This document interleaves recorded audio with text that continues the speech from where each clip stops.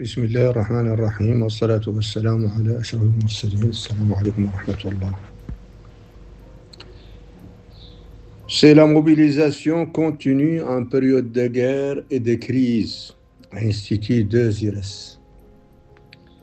Note numéro 17. 2 IRS. Première contribution d'une série. Le cessez-le-feu n'est pas la fin de la guerre, ni de ses effets durables. Comprendre pour ne pas se tromper, le cessez-le-feu est la fin de la guerre au Moyen-Orient. Comprendre pour ne pas se tromper, cessez-le-feu est fin de la guerre au Moyen-Orient. L'école de l'Institut 2IRS tient à apporter par ma voix un éclairage théorique et analytique sur la question qui nous préoccupe depuis plus d'un mois, au cœur de l'actualité internationale, la distinction entre cessez-le-feu et fin de guerre dans le conflit opposant l'Iran, Israël et les États-Unis. Cette démarche répond à une nécessité impérieuse, l'éloignement géographique, conjugué à un certain repli sur les réalités locales, peut engendrer confusion et incompréhension. Or, ces erreurs d'appréciation ne sont pas sans conséquences. Elles peuvent fragiliser la stabilité de notre État, affecter la cohésion de notre société et altérer la lucidité de notre opinion publique. Ce risque est aujourd'hui aggravé par la prolifération des discours simplistes, approximatifs, voire délibérément trompeurs. Certains acteurs dépourvus de rigueur analytique occupent l'espace public par des interventions sans contenu structuré, relayant des idées souvent inspirées ou instrumentalisées par des cercles populistes de mauvaise foi. Je reprends ce paragraphe. Ce risque est aujourd'hui aggravé par la prolifération des discours simplistes, approximatifs, voire délibérément trompeurs. Certains acteurs dépourvus de rigueur analytique occupent l'espace public par des interventions sans contenu structuré, relayant des idées souvent inspirées ou instrumentalisées par des cercles populistes de mauvaise foi. Ces discours ne relèvent pas seulement de l'erreur, ils participent consciemment ou non à une dynamique de désinformation. Ils alimentent des logiques de division et peuvent servir à terme des forces centrifuges hostiles aux intérêts fondamentaux et à la stabilité de notre pays. Ainsi, vous entendrez très prochainement s'élever des voix affirmant le couvre-feu doit être levé, la guerre est finie, baisser les prix, baisser la garde. Votre seul prétexte était la guerre.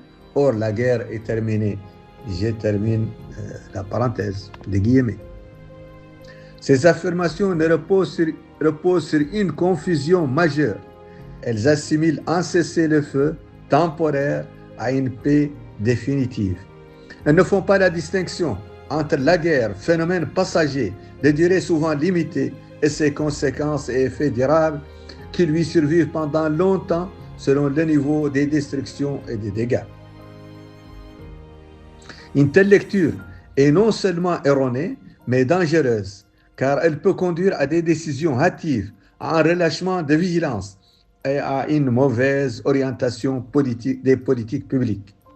C'est précisément pour barrer la route à ces discours d'intoxication qui occultent volontairement ou non les réalités vécues que nous publions cette note suivie d'une série sur le sujet. Elle a pour objectif de clarifier avec rigueur la différence fondamentale entre un cessez-le-feu et la fin d'une guerre. Une trêve sous tension entre pause stratégique et guerre latente. Sous-titre. Le cessez-le-feu annoncé entre l'Iran et les États-Unis et Israël ne marque en rien la fin de la guerre.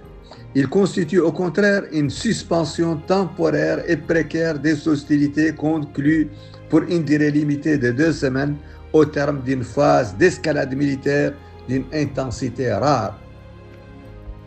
Durant cette séquence, les frappes se sont multipliées, les lignes rouges ont été franchies et les équilibres régionaux ont été profondément ébranlés.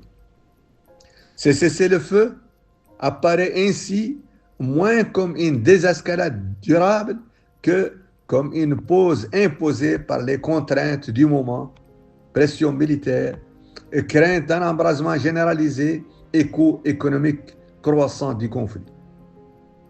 Aujourd'hui, les armes se taisent provisoirement, les destructions ralentissent, les marchés se stabilisent relativement et un certain soulagement s'installe. Mais ce calme reste trompeur, car derrière cette accalmie, la guerre demeure intacte dans ses causes, dans ses logiques.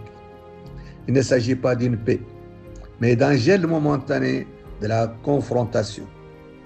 Cesser le feu, fin de la guerre, une distinction essentielle. Sous-titre. La confusion entre cesser le feu et fin de guerre est fréquente, mais elle est dangereuse sur le plan analytique. Un cessez-le-feu correspond à une suspension des combats. Je me répète, généralement dictée par des impératifs tactiques, humanitaires ou économiques. Il peut constituer une étape vers la paix, mais il peut aussi n'être qu'un répit avant une reprise des hostilités. À l'inverse, la fin d'une guerre implique un règlement politique structuré, formalisé par un accord traitant les causes profondes du conflit, rivalité de puissance, enjeux territoriaux, sécurité régionale et équilibre des influences. Dans le cas présent, tous les indicateurs convergent vers une même réalité. Nous sommes face à une trêve fragile, conditionnelle et réversible. Malheureusement. Enfin, ce cessez-le-feu des 2 semaines n'est ni une victoire ni une paix. C'est une parenthèse stratégique imposée par les contraintes, mais traversée par les mêmes tensions qui ont conduit à la guerre. Son issue dépendra moins de sa durée que de ce qui en sera fait. Soit ce sera un levier pour construire une désescalade réelle, soit une simple pause avant une confrontation plus large. Voilà, c'était ça, la première note. À venir, dans cette série, prochainement, nous essayerons dans le cadre de cette série de vous présenter brièvement un bilan économique approfondi.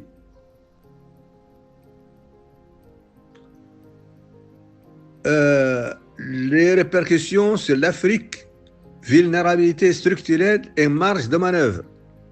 Le cas spécifique de la Mauritanie, contraintes économiques et opportunités stratégiques. Les implications pour les politiques publiques nationales. Quelle réponse pour l'État face à une instabilité prolongée? Le rôle des acteurs internes, gouvernants, opposants, authentiques, sociétés, dans la gestion de la crise. Les risques d'une situation ni guerre ni paix, instabilité prolongée, l'effet à long terme. Je vous remercie. Mohamed Hassan, président fondateur de l'Institut des Restes de l'initiative Tebri le 8 avril 2026. Je vous remercie infiniment. Allah waliyu tawfiq.